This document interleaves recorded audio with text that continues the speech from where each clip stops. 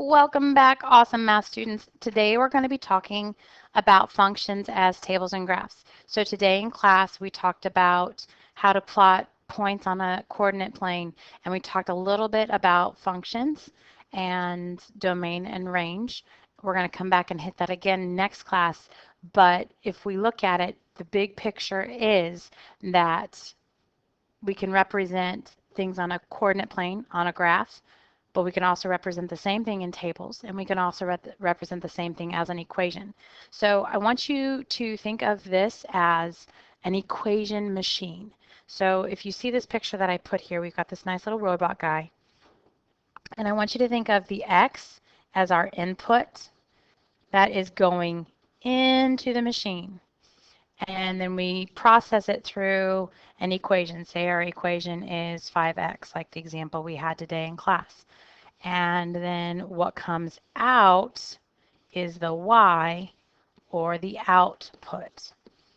So that's all we're simply doing. I want you to think of it as an equation machine, but knowing that we can represent it in different ways.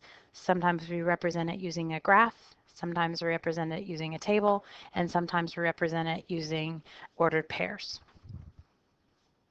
So again, our learning target is just SOL 712. We will represent relationships with tables, graphs, rules, or equations, and words. So take a look at your notes on page 23. We're going to go through this really quickly. It won't take long. So at the top of our notes, we have functions. And as a definition, the definition is as a graph, when you're graphing them, the definition is that a function is any curve or straight line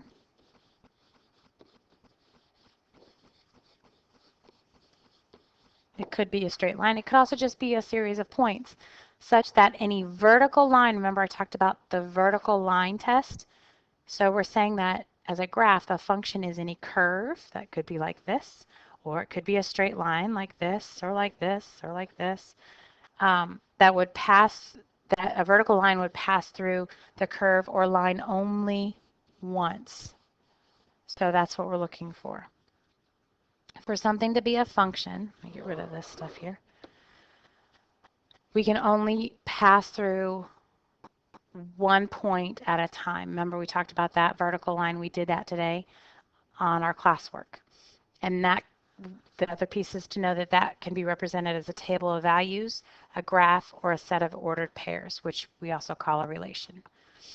So as I said before, I want you to think of a function as a machine. For every x value, that's our input, x value is our input, that goes into the machine through the equation, that's right here in the middle. The machine produces exactly one x value or one output.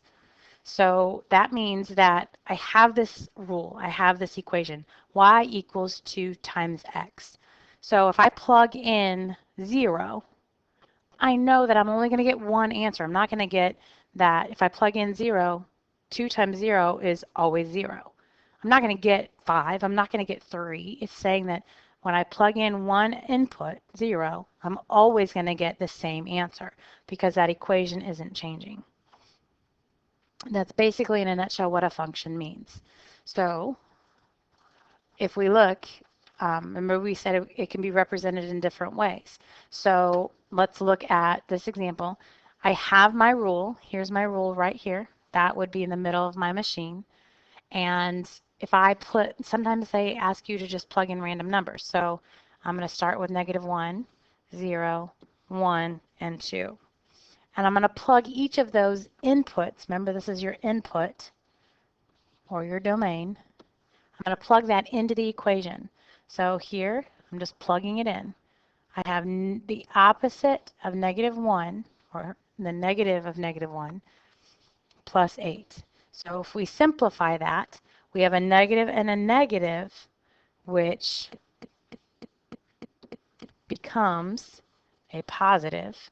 So then I have a +1 plus 8, and a +1 plus 8. Get back to my blue pen. is just 1 plus 8 is simply 9. So my ordered pair would be, if I plugged in -1 for x, and I got out a 9. So my ordered pair is -1, 9. That's my ordered pair. If I plug in 0, let's try that. Again, you just fill in where x is. We're going to fill in 0. I can't have a negative or positive 0. It's just 0. So that doesn't really matter. 0 plus 8 is just 8. So if I plug in 0, I always get 8. That's my ordered pair. What if I plugged in 1? The opposite of 1 plus 8. Well, the opposite of 1 is -1 plus 8. 8 plus a -1 would give me 7. So 1 is a set, and 1, 7 is my ordered pair. If you look at this, you can see a pattern forming. -1, I went up by 1, but my y value went down by 1. If I went up by 1 again, then my y value went down 1. So can you take a guess at what your ordered pair would be before you even plug in that 2? I'm going to guess that if I plug in 2, I'm going to get 6, but let's check and see. So we have the opposite of 2, -2 plus 8. -2 plus 8 is 6. So I did get 6. Now, I have a table, which I could just write as an x and y table without having the equation in the middle, and it would just be simply like this. -1, 9, 0, 8, 1, 7, 2, 6. I could write it that way. I can write it just as a series of ordered pairs. -1, 9, 0, 8, 1, 7, and so forth. I'm going to run out of room. And the other thing I can do, move this up a little bit so I can graph it. We can graph it. So let's graph -1, 9, which is up here at the top. 0, we move 0 on the from the origin and move up 8. We go +1, 7. Can you see the pattern forming? Could you continue that pattern and it's going in a straight line that's on a diagonal? Could you continue to find points even though I'm not plugging in numbers? You sure could, because that's math. Math is patterns. And if you can see those patterns, you're going to go really far. So sometimes you have to do the math just to check and make sure you're not over guessing though. Okay, so that's functions in a nutshell. We can write them in the form of a table like we have here. We can write them as a series of ordered pairs like this, or we can write them like this on a graph. That's all you have to be able to do. But you have to know if I'm given an ordered pair or I'm given the x value, how to find the y value. Or sometimes they give you just the graph and they ask you to find which equation matches it and things like that. So we're going to go, and that's what we're going to be doing in class. So let's look at this. Again, I'm just going to be plugging in this equation right here. That's what I'm going to be using to solve. So I write that up here. And on your SOL, they're not going to give you this table. So you're going to have to know how to do this. So know that this table that we are giving you right now is not going to be there. You're going to have to know how to make it and form it and do it all yourself.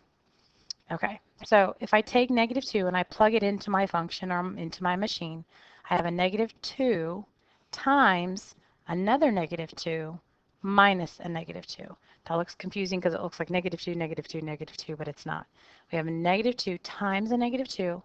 Negative times a negative is a positive. 2 times 2 is 4. So we have +4 minus 2, which would give me 2.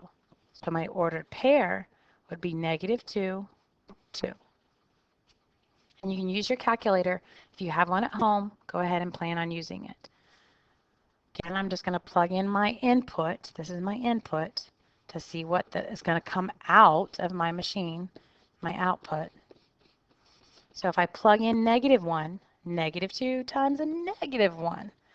Again, a negative times a negative is a positive. So I get 2 times 1 is a +2 minus 2. Well, 2 minus 2 is just 0. So -1 0 is my ordered pair.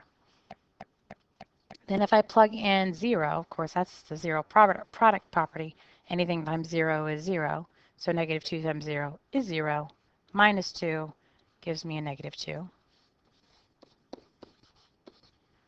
And then if I plug in a 2, negative 2 times 2, a negative times a positive is a negative. 2 times 2 is 4, so we have a negative 4 here. Minus 2, negative 4 and a negative 2 gives me a negative 6. If you don't know the integers, use your calculators or use your battle boxes, something. So now, if I'm looking for my domain and my range, remember your domain is your x and your range is your y. So all I have to do is list my domain, which are these numbers here. That's my domain. And then my range, which are these numbers right here. That's all I got to do. So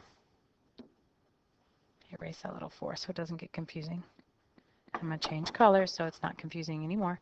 So all I have to do is list my x values, and they're already in order. Negative 2, negative 1, 0, 2. Those are my domains. Those are my x values. And then for my range, change colors again. And all I have to do is list these values right here. So I had a 2, a 0, a negative 2, and a negative 6. Now, sometimes what you're going to see is you're going to see them graphed and you're going to see them form a line. Sometimes they form a line, sometimes they're just a series of dots. You're going to see it both ways. So get used to seeing that. So if we go through and we plot these points to show the graph, here's our table, here's our domain and range, and now we're going to show them as a graph. So we go negative 2, which means I go to the left 2 and then up 2. Here's my first point. And negative 1, 0, which is right here. And then 0, negative 2, which means I don't move off the origin, but I go down 2. And then I go over to the right 2 and down 6. Whew. Way down there. Okay, so I could, if I wanted to, sometimes like I said, you're going to see this where they connect them. So I could, in theory, take this and draw a line through these points and make a line that goes on forever and say, okay, there's a function. I could do it like that, but you're not always going to see it like that. So I don't want you to get in the habit of always assuming that they're going to be a line. Sometimes you will see a line and you'll have to know how to pull the points off. All right, for the next one, look at your example. Let's take our equation. That's our rule. We're going to plug it in here, 3x plus 2. And we're going to take our input values and plug them into our machine. Here's our machine, our equations. So take 1 and plug it in for x. 3 times 1 plus 2. 3 times 1 is 3, plus 2 would give me 5. So my ordered pair is just simply my x value, 1, plus my y value, 5. And that's my ordered pair.